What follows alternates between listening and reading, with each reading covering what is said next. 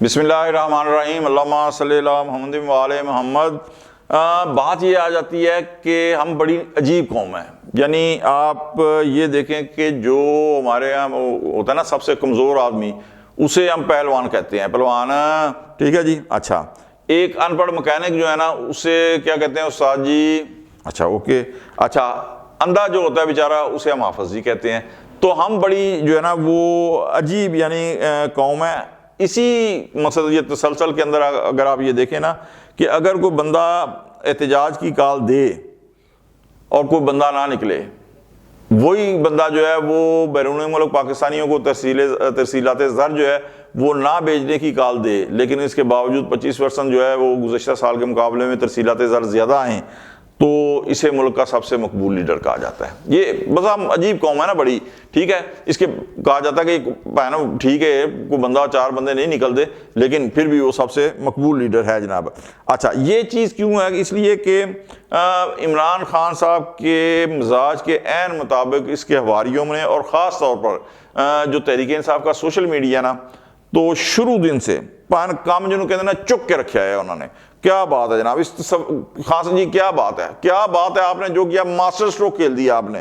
اچھا، یہ master stroke جو ہے نا یہ خان صاحب اپنے اوپر خود کا حملے کرتے رہے، لیکن ہر ماسٹر سٹروک کے اوپر جو ہے نا سوشل میڈیا اور ان کے جو حواری تھے وہ واہ واہ بلے بلے جناب، ان کو داد تحسین کے جسے کہتے ہیں نا وہ جناب دیتے رہے کہ خان صاحب کمال کر دیا۔ اچھا، ان کمالات کے اندر جو ہے نا ایک تو 2 صوبوں کی اسمبلیاں توڑنا، ایک جو ہے 9 مئی کا جو ہے وہ بھی کرنا ہے۔ اچھا، اس حوالے سے آئینی بینچ میں ملٹری کورٹ میں سویلین کے ٹرائل کا جو کیس چل رہا ہے نا، اسی حوالے سے یاد ہے کہ اس کے اندر بھی خان صاحب کے لیے جو ہے نا آنے والے دنوں میں وہ کوئی اچھی خبر جو ہے نا وہ نہیں آ رہی، اور یہ سارے کمال جو ہیں سہولت کاروں کے مرہون منت تھے۔ جیسے جیسے سہولت کاری ختم ہوتی گئی تو مقبولیت اور ماسٹر سٹروکوں کی جو حقیقت تھی نا وہ بھی کھل کر جو ہے وہ سامنے آ گئی، اور آخر میں جو یہ سہولت کاری تھی نا یہ وہ سمٹ کر جو ہے نا وہ ایک عدالتی محاذ تک آ گئی، ٹھیک ہے جی۔ اچھا، عدالتی محاذ پر آ گئی تو یہ تھا کہ چلے ٹھیک ہے کوئی بات نہیں،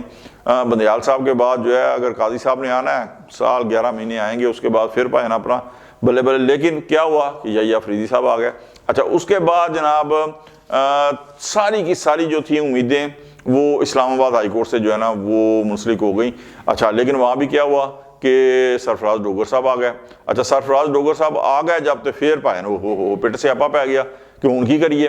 اچھا، وہ اب قائم مقام چیف جسٹس بھی ہیں، لیکن اس کے بعد خاموشی نہیں رہے اس محاذ کے اوپر، بالکل خاموشی نہیں ہے۔ وہ چند دن جو خاموشی تھی وہ یہی تھا کہ آنے والے وہ جس طرح کہتے ہیں طوفان کا پیش خیمہ تھی۔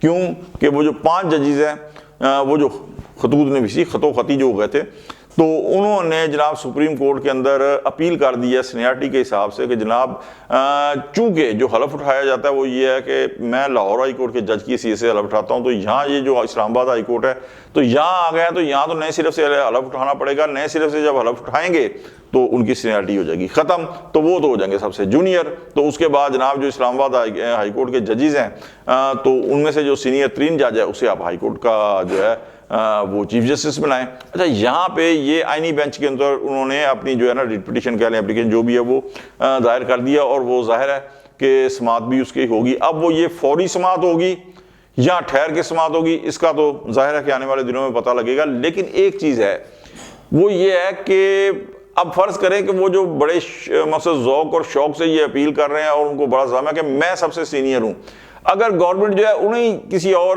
ہائی کورٹ کے اندر جو ہے وہ ٹرانسفر کر دیتی ہے پھر کیا ہوگا؟ جو ان کی ریٹ مان لی جائے تو وہ نئے ہائی کورٹ میں جا کے جب اپیل کریں گے مسئلہ حلف وہ اٹھائیں گے نا، کیونکہ انہوں نے یہی کہا کہ حلف اٹھائیں گے، وہ وہاں پہ سب سے جونیئر ہو جائیں گے، پھر کی ہوئے گا پائیں نا؟ بات تو یہ کہ پھر کیا ہوگا؟ تو یہ ابھی مقصد جو عدالتی محاذ ہے اس کے اوپر جو ہے وہ تھوڑی سی ہلچل رہے گی، لیکن ان ادر ہینڈ آپ یہ دیکھیں کہ جو فیصلے ہونے جا رہے ہیں آگے آنے والے دنوں کے اندر ان میں بھی کوئی خان صاحب کے لیے بانی پی ٹی آئی کے لیے کوئی اچھی خبریں جو ہیں وہ نہیں آ رہی، اس لیے کہ تحریک انصاف والے تو جو ہے وہ ایک پروپوگنڈے کے ماہر ضرور ہیں، لیکن آپ یہ دیکھیں کہ انہوں نے کیا کوشش کی کہ نومبر کے اندر کوشش کی تھی، اس وقت آ رہا تھا 190 ملین پاؤنڈ کا فیصلہ. اب آگے جو عید کے بعد وہ تحریک چلانے والے ہیں، یہ کس چیز کا پریشر ہے؟ یہ ہے جناب والا آپ کا GHQ حملہ کیس جو ہے اس کے اوپر پریشر. لیکن یہ بھول گئے ہیں کہ نہ وہ کامیاب ہوئی احتجاجی کال، نہ یہ کامیاب ہوئی احتجاجی کال.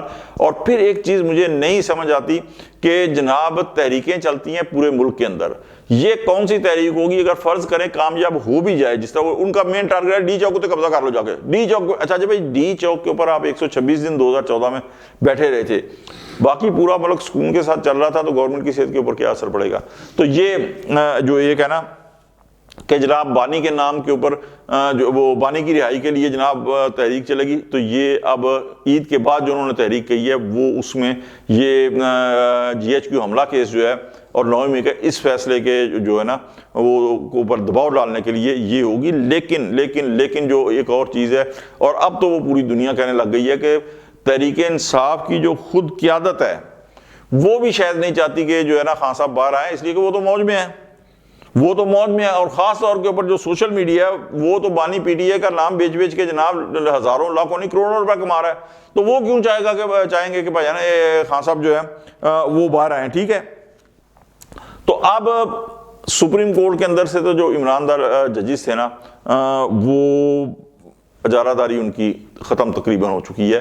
اسلام آباد ہائی کورٹ کے اندر جس طرح میں نے کہا کہ انہوں نے اپیل کی کہ جناب اب اس اپیل کا کیا نتیجہ نکلتا ہے یہ، لیکن میری اپنی ذاتی رائے یہ ہے کہ سرفراز ڈوگر صاحب ہی اسلام آباد کے جو ہے مشکل چیف جسٹس بنیں گے. اور جن ججز نے اپیلیں کی ہیں آپ یہ دیکھیے گا کہ یہ یک طرفہ طور کے اوپر جتنے آئینی اور قانونی دلائل دے رہے تھے نا ان کا جا کے کانسٹیٹیوشنل بینچ کے اندر جو ہے وہ کیا اثر ہوتا ہے. اس لیے کہ جو سویلین کا ٹرائل ہونا ہے ملٹری کورٹس کے اندر، اس کے اندر بھی جو کیس چلا ہے نا تو ججز نے یہی پوچھا کہ پائے نا جو آئین کے اندر ملٹری کورٹس کے اندر کیا وہ شکیں ہم ختم کر دیں؟